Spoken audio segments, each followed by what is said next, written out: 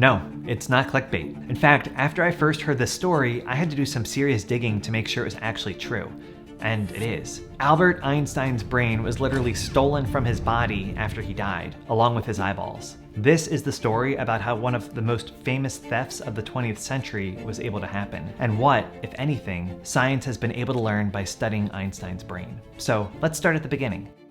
A few weeks ago, I shared a video about how Albert Einstein died, and more importantly, about the innovation and surgical daring that had kept him alive for 6 more years before he died. I'll have that video linked somewhere at the top of the screen. Even though this story technically starts where the last video ended, we kind of have to take a few steps back to set the stage. You see, Albert Einstein had this kind of massive celebrity status that we usually only see today for pop stars and movie icons. And as much as Einstein really seemed to enjoy his fame, it also made him uncomfortable. So he had decided, long before the actual date of his death, that he wanted to be cremated when his time came, to discourage people coming to visit his grave and his body. He literally said that he wanted to discourage people from worshiping at his bones. Einstein had even requested for his ashes to be scattered in secret.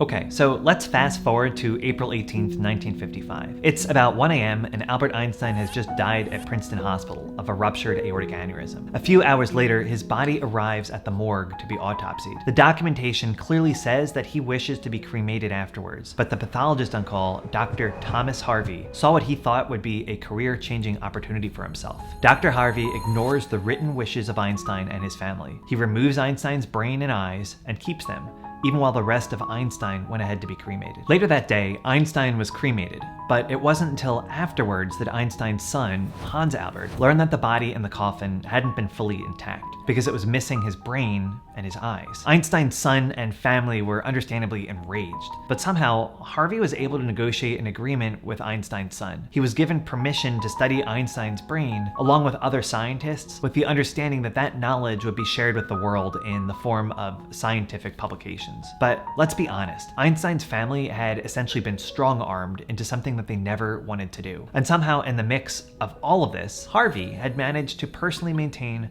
sole possession of Einstein's brain. Now, something we need to point out, Dr. Harvey was a pathologist, not a neurologist. That means he had zero specific expertise in neuroanatomy or cognition or the neural basis of thought. And yet here he was, this complete amateur, in charge of one of the most scientifically valuable specimens in human history. For starters, Harvey, who had lost his job shortly after this incident, traveled with the brain to Philadelphia, where he had a part of it sliced into 240 pieces and preserved in this hard, rubbery material called celluloid.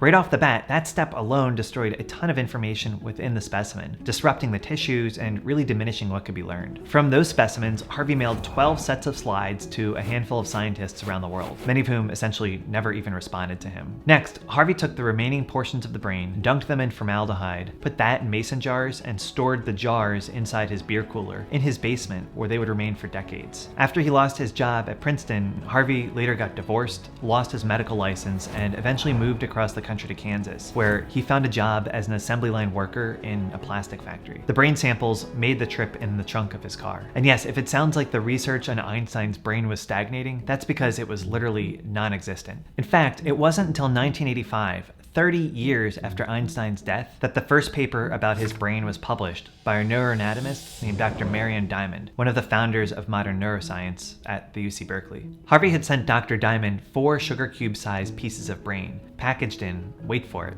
a literal mayonnaise jar for her to examine. So what did Dr. Diamond's research reveal? Her paper described that in one small piece of the samples that Harvey had sent her, Einstein's brain had more glial cells per neuron, essentially cells that help supply the neurons with oxygen and nutrients. Her team speculated that this part of the brain might have helped to enhance what they called Einstein's conceptual processes. Dr. Diamond's research, which of course Dr. Harvey got to be listed on, was published April of 1985. Again, exactly 30 years to the month after Einstein's death. Soon, with the spotlight of media attention on Einstein's brain, a flurry of new research began to emerge. Scientists at the University of Alabama at Birmingham published a paper suggesting that Einstein's brain packed more neurons into a single area, allowing for faster thinking. A paper from McMaster University in Canada looked at photographs of Einstein's brain and observed that his inferior parietal lobe, the part responsible for spatial cognition, was a little bit wider than usual. Maybe this could help explain some of his genius powers. And in 2013, researchers noted that Einstein's corpus callosum, The bundle that connects the left and the right halves of the brain was thicker than in the controls, raising the question of whether the right and left halves of Einstein's brain were able to communicate faster than average. So you might be thinking, okay, at least we've learned something from all of this, right? Like, at least the body of scientific knowledge has somehow been able to grow in its understanding of the human brain. But unfortunately, it's a little bit more complicated than that. In all of these papers, researchers were basically comparing Einstein's brain to this vague notion of what a normal brain's measurements would be. And if there was a huge difference, like a completely absent structure or something quadrupled in size, sure, that might have really been useful to know. But these scientists were basically cherry-picking subtle findings on Einstein's brain and then trying to draw conclusions from that. Imagine if you were studying a world record holding Olympic marathon runner and then comparing that athlete to all other competitive runners, and you notice that the Olympian had a freckle on their left cheek that no one else had. Could that be the secret to their success? Unfortunately, the true secrets of Einstein's intelligence may have been lost to history forever, just like his final words whispered in German to the only person at his bedside, a nurse who spoke only English. If you guys want to see more of these historical videos, hit the link to the playlist on my screen right now. And if you've got requests for new ones, let me know in the comments below. See you guys soon.